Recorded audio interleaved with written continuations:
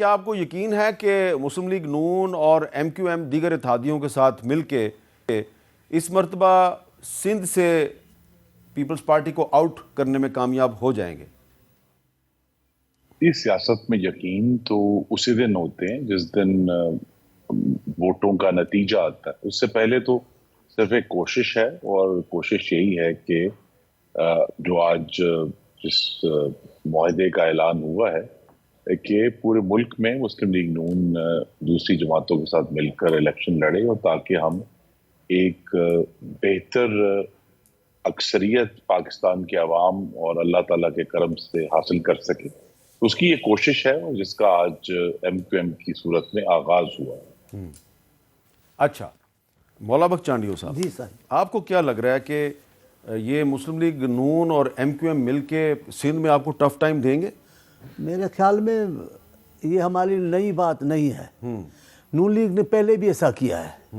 Peoples party کی منتخب حکومت کے خلاف کر کے لیاقت جتوئی صاحب کی سرپرستی کی اور ہمارا مقابلہ کروایا، اور آپ نے دیکھا ہمارا کتنا نقصان ہوا. لیاقت جتوئی صاحب 1997 میں چیف منسٹر بنے، لیکن ہمارا کتنا نقصان ہوا آپ نے دیکھا. اور میں اب بھی کہتا ہوں ان کو جان بوجھ کے مسلط کیا گیا، ان کے پیچھے طاقت تھی بہت بڑی، تب جا کر انہوں نے مقابلہ کیا اور پیپلز پارٹی کو پنجاب میں بہت کمزور کیا ہے. ابھی ہمیں فکر نہیں ہے. پیپلز پارٹی سندھ میں ویسی ہی طاقتور ہے جیسی ماضی میں آپ نے دیکھی ہے. ہمیں الیکشن میں ان سے ڈر نہیں ہے. لیکن جو انہوں نے کیا ہے یہ نیا بھی نہیں ہے. اب یہ جی ڈی اے کو ان کو سب کو ملائیں گے، قوم پرستوں کو ملائیں گے، اکیلی تنہا پیپلز پارٹی سے مقابلہ کریں گے. لیکن پھر بھی آپ دیکھ لیجئے گا پیپلز پارٹی جیت جائے گی سندھ میں. اچھا، تو یہ کوئی چانس ہے کہ پیپلز پارٹی سندھ میں پی ٹی آئی کے ساتھ کوئی معاملات طے کر لے؟ جو صورتحال ہے اس میں کوئی ذاتی دشمنی تو نہیں. اچھا، پیپلز پارٹی نے کبھی نہیں کہا کہ فلاں پارٹی سے ہماری ذاتی دشمنی ہے. اختلافات رکھتے ہیں ہم، اصولوں پہ بھی رکھتے ہیں، جمہوریت کی وجہ سے بھی ہمارے اختلاف ہوتے ہیں. ابھی بھی ہم نے مخالفت کی ہے. میرے خیال میں خان صاحب کے خلاف عملی طور پر میاں صاحبان بعد میں آئے ہیں. پہلے بلاول صاحب نکلے، انہوں نے ریلی نکالی اور اسی دن اس حکومت کا بھی خاتمہ ہوا ہے. لیکن ہمیں اس کی یہ بات نہیں کہ یہ ہمارے سب قاتلان کو جمع کریں گے اور ہم سب خاموش ہو کے بیٹھیں گے جناب آپ تسی آؤ اور آ کر یہ سنبھالو. ایسے تو نہیں ہوگا. وہ اگر لاٹھیاں لے کر آئیں گے تو ہم بھی خالی ہاتھ میں مقابلہ اچھا کریں گے. شعیب شاہین صاحب، اب اس وقت آپ کی پارٹی جو ہے وہ اس نے آج اعلان کر دیا کہ ہم الیکشن میں حصہ لیں گے، ٹھیک ہے، لیکن کیا آپ کو یقین ہے کہ آپ اور آپ کے ساتھی 8 فروری کے الیکشن میں بطور انتخابی امیدوار اتر پائیں گے؟ آپ کے ڈائریکٹ سوال سے پہلے میں صرف ایک بات کہوں گا، وہ یہ کہ بدقسمتی سے آج جو سچویشن پیدا کی جا رہی ہے نا، وہ جو فیڈریشن کی علامت پارٹیاں ہیں ان کو ختم کر کے وہ جو پاکٹ یونین کا کانسیپٹ ہوتا تھا نا، کنگز پارٹیاں میں کہوں یا جو بھی ایک پاکٹ پارٹیاں ہیں جو اسٹیبلشمنٹ کی گود میں بیٹھنا پسند کرتی ہیں اور انہی کی پیداوار ہیں. اب سپر لاڈلا جو اسٹیبلشمنٹ کی گود میں بیٹھی ہوئی ہے وہ ہے پی ایم ایل این. دوسرے نمبر پہ ایم کیو ایم، وہ تو پیداوار بھی اب انہی کی ہے.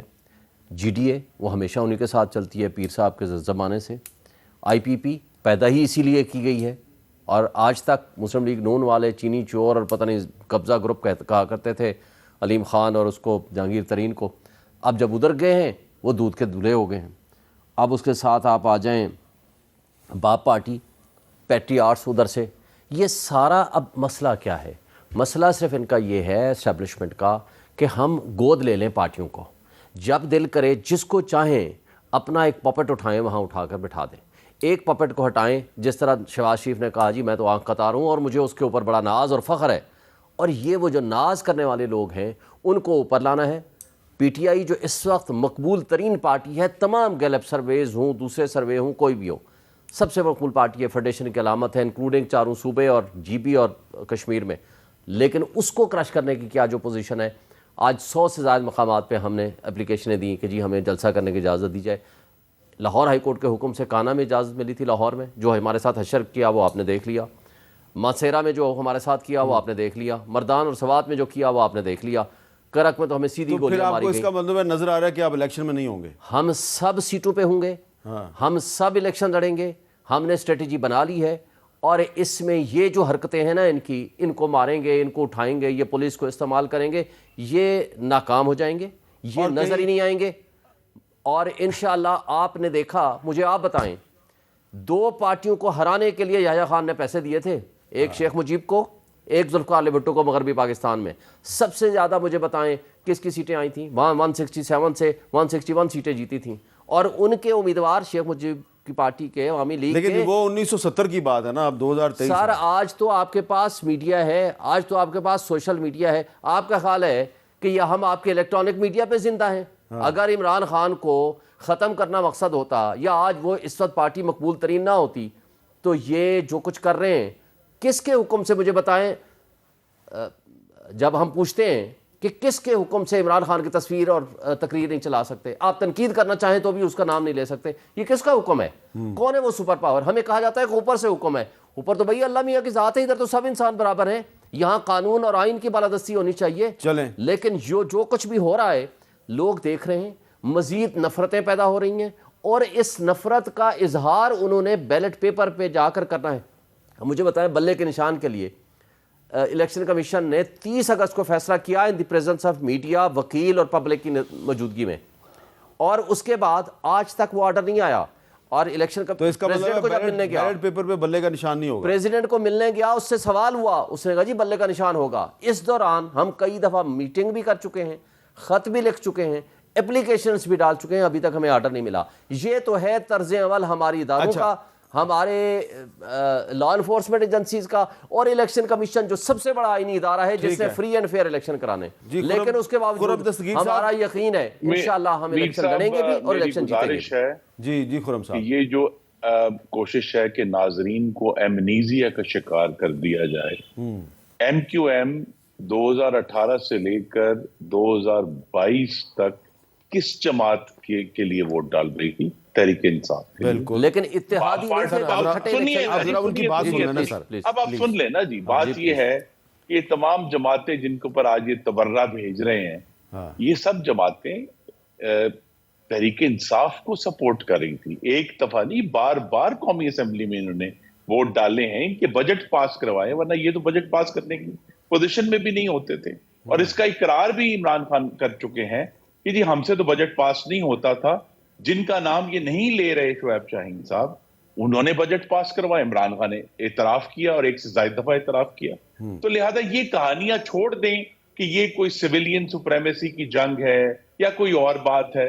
سمپلی بات یہ ہے کہ عمران خان نے کوشش کی 9 مئی کو کہ وہ اپنے جتھوں کے ذریعے ریاست پر حملہ آور ہو کر ریاست پر قبضہ کر لیں. اس میں وہ ناکام ہو گئے, تو آج انہیں ان کے مضمرات بھگتنا پڑ رہے ہیں.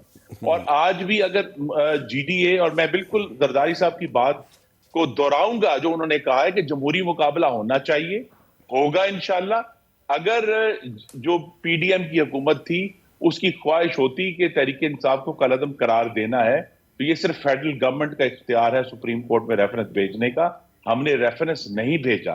ہم چاہتے ہیں کہ جمہوری مقابلہ ہو, لیکن جو مقابلہ انہوں نے 9 مئی کو کیا ہے, تشدد کا مقابلہ, آگ لگانے کا مقابلہ, پولیس کو زد و کوب اور ان کی ہڈیاں توڑنے کا مقابلہ, سرکاری املاک کو جلانے کا, گاڑیوں کو جلانے کا مقابلہ, یہ مقابلہ نہیں ہوگا. مقابلہ جمہوری ہوگا, ووٹ کے ذریعے ہوگا. اور جس طریقے ہمیں یہ بھی یاد آپ ناظرین کو میں کرا دوں کہ یہ جس حکومت کی بات کر رہے ہیں, یہ حکومت جو ہے یہ آر ٹی ایس کے نتیجے میں بنی تھی. اچھا, اس وقت بھی یہ بھیڑ بکریوں کی طرح پنجاب میں حکومت بنانے کے لوگوں کو اکٹھا کر کے لایا گیا تھا. اچھا خرم صاحب, ایسی حکومتیں اب دوبارہ نہیں بنے گی انشاءاللہ. جو بھی ووٹ بنے گی عوام کی طاقت سے بنے گی اور جمہوری مقابلے کے بعد بنے گی.